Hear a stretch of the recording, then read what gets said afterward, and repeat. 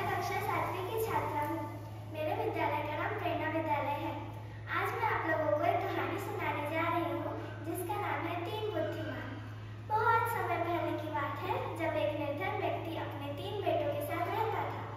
एक दिन उसने अपने तीनों बेटों को बुलाकर कहा, बेटा, हम बहुत ही निर्धन हैं, इसलिए मैं चाहता हूँ कि तुम लोग पृथ्वी भ्रमण के लिए निकलो और हमेशा याद रखना कि कुछ भी चीज तुम्हारी दृष्टि से नहीं छूटनी चाहिए। उसके कुछ दिनों बाद ही उनके पिता का निधन हो गया। वे तीनों भाई उसके बाद भ्रमण के लिए गए।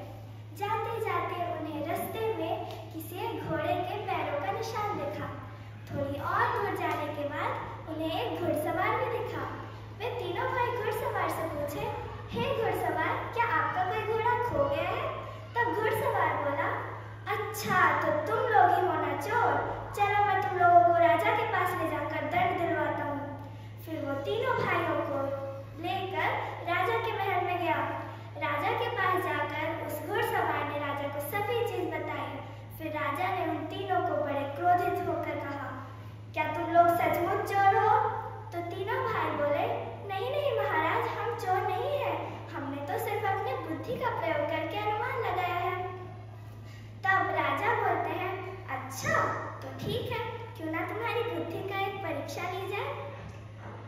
फिर वो अपने मंत्री को बुलाकर उनके कानों में कुछ बोलते हैं और मंत्री तुरंत उद्यान की ओर जाकर वहां से एक बड़ा सा बक्सा लाकर राजा के सामने रख देते हैं। अब राजा उन तीनों से पूछते हैं, बताओ तो इसके अंदर क्या है? तब सबसे बड़ा भाई बोलते हैं, इस बक्से के अंदर कोई गोल सी वस्तु है। मझला बोलते हैं, वह गोल सी वस्तु निश्चय ही अनार है। और सबसे छोटा भाई बोलता है, वह अनार अभी कच्चा है।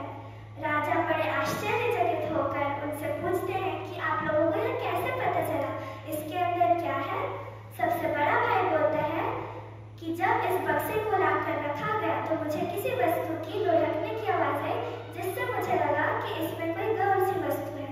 मझला भाई बोला, क्योंकि यह बक्सा उद्यान की ओर से लाया गया है तो मुझे लगा यह एक अनार हो सकता है, क्योंकि उद्यान में अनार के ही क्षेत्र है। छोटा भाई बोला, क्योंकि उद्यान में बाकी सभी अनार कच्चे ही है तो मुझे भी लगा